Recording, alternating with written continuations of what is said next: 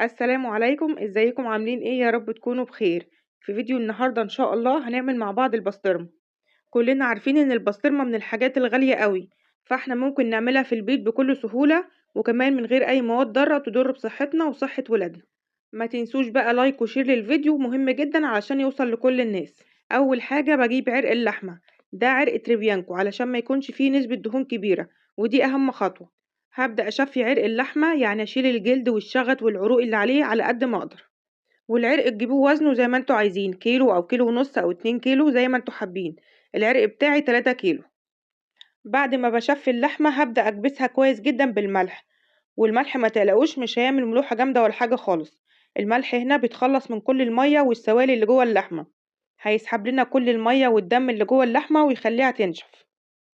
والملح اللي بنستخدمه هو ملح عادي خالص بتاع الأكل، مش الملح الخشن. بعد كده هحط عرق اللحمة على شبكة أو على مصفى وتحتيها صينية، وبحط عليها تقل علشان نكبسها. عايزين اللحمة تنزل كل الدم والمية والسوائل اللي فيها. تقدر تحط عليها أي حاجة تقيلة عندك، علشان عايزين اللحمة تتكبس كويس علشان تنزل كل ميتها. أنا حطيت عليها حتة رخامة تقيلة كده، ومليت إزازتين مية كبار كمان حطيتهم عليها، وهسيبها 24 ساعة برا التلاجة على رخامة المطبخ كده. وبالليل ممكن أغطيها من فوق التقل كله كده بشاشة تنزل عليها كلها. بعد ما يعدي عليها 24 ساعة هنشيل من عليها التقل. شايفين نزلت مية ودم وسوائل قد ايه؟ ده كله نزل من عرق اللحمة. هنشيله طبعا نتخلص منه. وده بيكون شكلها بعد ما عدى عليها أول 24 ساعة. الخطوة اللي بعد كده هنمسح الملح اللي عليها كويس جدا. ممكن نغسلها غسلة سريعة كده تحت المية، يدوب بس ننزل الملح اللي عليها. بعد كده هعمل فتحة من فوق كده بس مش في الآخر قوي، بسن سكينة رفيعة أو عصاية شيش طاووق. وبعدين بدخل في الفتحة اللي عملتها أي دبارة أو أي خيط يكون متين. ولازم الخيط اللي نستخدمه يكون متين علشان يستحمل يشيل اللحمة وما يتقطعش واللحمة تقع معاه.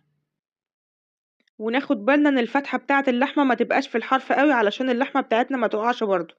بعد كده ربطت الخيط بتاعي ربطة كده جنب اللحمة على طول، وربطة في آخر الخيط، وبعلقها كده في المطبخ أو في أي مكان فيه هوا لمدة 24 ساعة كمان، يعني يوم كامل، بس مكان ما فيهوش أي شمس خالص.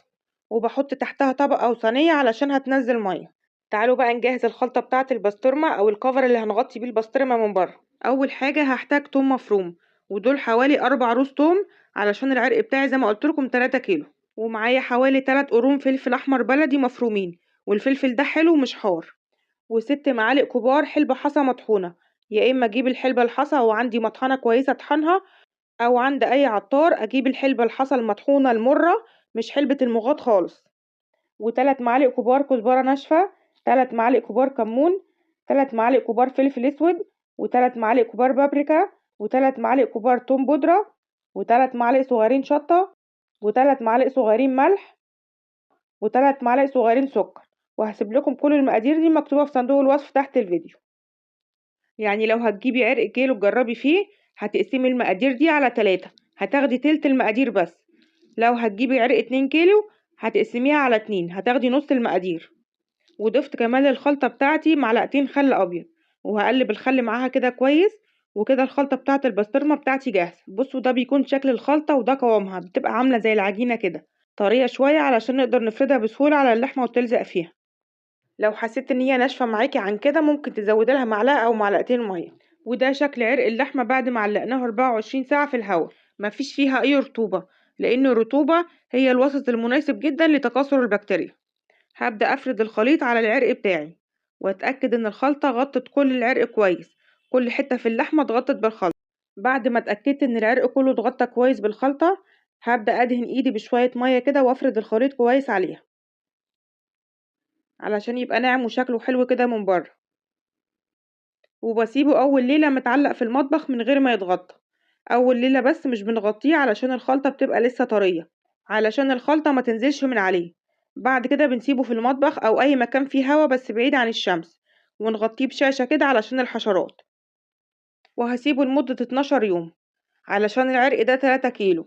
لو هتجيبي عرق كيلو هتسيبيه 8 ايام بعد كده هتفتحيه. ودي شكلها بعد ما عدى 12 يوم. ايه رأيكم، شكلها بسطرمة ولا مش بسطرمة؟ تعالوا بقى نفتحها كده ونشوفها من جوه.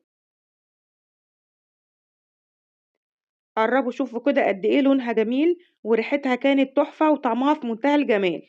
واهم حاجة عملنا حاجة مضمونة في البيت مش هتضرنا.